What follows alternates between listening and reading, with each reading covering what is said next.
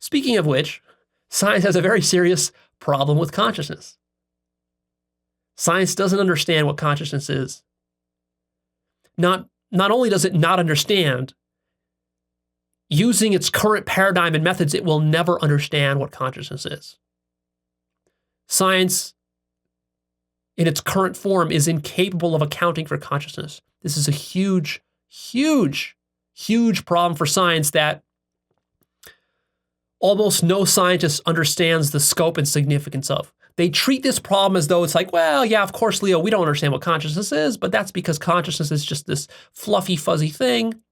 It's very subjective. It's difficult to understand. It's probably just an illusion. It's not very important. It's just neurons and stuff. So it's not part of physics, and therefore we don't really need to worry about it. We'll figure it out. Future scientists in 100 years, they'll figure it out.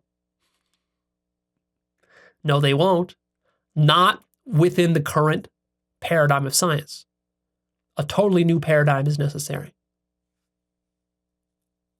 Science thinks that consciousness is sort of like a secondary or even a tertiary feature of reality. It's not prime, it's not foundational, it's not central to reality. This is completely wrong. Consciousness is exactly the opposite. Consciousness is the most fundamental layer of reality. Consciousness is more fundamental than atoms, quarks, strings, mathematics, science, or anything else. All of those things are happening within consciousness, and there is nothing outside of consciousness because consciousness is infinite. You are consciousness. You are conscious right now of science, of the things that I'm saying. The only reason we can have a discussion about science is because you're conscious. If you weren't conscious, there would be no science. There is no science, there is no reality outside of consciousness, and you can become directly conscious of this, but scientists are in denial about that. Another huge problem for science is that science hinges upon, excuse me, let me get a drink here.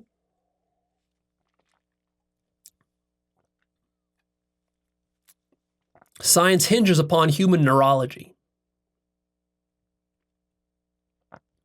Science is in denial that all of science is relative to human neurology. What I'm saying is that if you would change the neurology of the human brain, all of your science would change. None of your science would stay the same. In a sense, what science is studying is not the laws of the material universe. What science is really studying is the specific neurology of human consciousness. So all of the physical laws, all of the work that Newton and Einstein has done, all of mathematics, all of logic, all of chemistry, all of cosmology. You think that this is all a study of the external material world. It's not. All it is it's a mapping and a study of human neurology. That's it. Which, of course, makes science completely subjective and relative to human neurology. You change the neurology, the whole universe changes. Science is in deep denial about this. See, no physicist wants to admit that he spent his whole life studying human neurology without realizing it. He wants to believe that he's actually been studying something outside of human neurology. Which leads us to the ultimate problem of science. I call this the self-reference problem for science. This is the strange loop of science. Go see my episode called Reality is a Strange Loop to understand that concept from Douglas Hofstadter. I'm borrowing that concept from him. Very powerful concept of a strange loop. All right, so look at how it works. Here's the self-reference problem of science. Science is being done within consciousness. It can only be done within consciousness. Science is trying to explain itself, but it can't explain itself because the very method it's trying to use is like trying to get an eyeball to look at itself, or it's like trying to get a knife to cut itself. You can't use a knife to cut a knife, at least not the same knife, because you can't turn the blade in on itself. But because reality is one, as we talked about in part 2, because reality is a singular thing and science is part of reality, science is trying to sort of reach around and grab itself, but it can't, in the same way that, a snake can't eat itself by its own tail. So specifically, here's how it works. According to science, according to modern science, this is not according to my logic, this is according to modern science. Perception is a byproduct of the human brain. And of course, the brain itself is a perception. So according to modern science, the entire material world is just perception, which is happening inside of a brain, but the brain is also perception. So you've got perceptions wrapped up inside of perceptions. And of course, science itself is happening within perceptions. Therefore, science is nothing but a perception. And therefore, the brain, there is no brain because brain is just perception. So you've got perceptions within perceptions, which literally means that according to modern science, all of science is just a hallucination. Because isn't that what all this is here? Everything you've ever experienced in your life has just been a hallucination, according to modern science.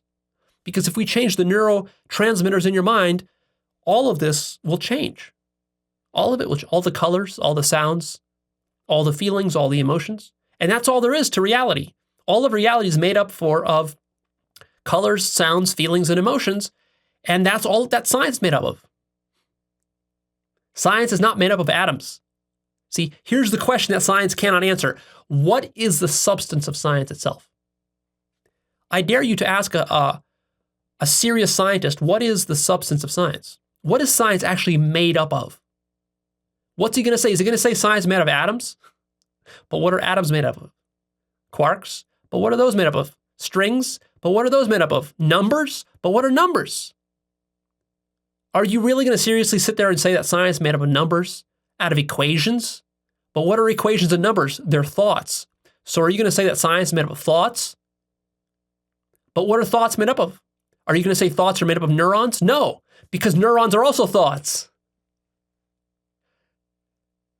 You're going to say they're made up of molecules? But molecules are also thoughts. But no, they're made up of atoms. Atoms are also thoughts. But no, they're made up of strings. Strings are also thoughts. What are thoughts made up of?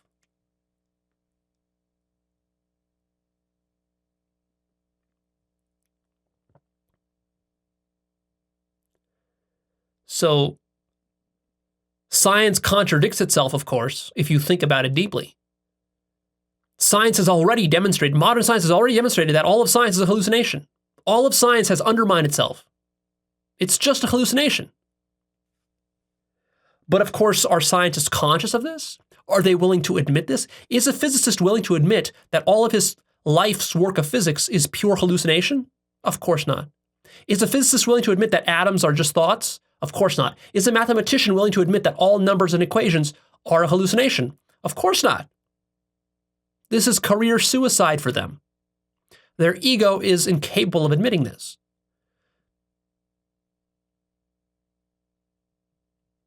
But it doesn't take a genius to see that what I'm saying here is true. Sit down and contemplate it for even 10 minutes. You'll realize what I'm saying is correct. This is not a belief. This is not an ideology. You just look at what's going on. Look at the explanations that you're using to explain reality. Notice the circularity and the contradiction within your own explanations of your experience in reality.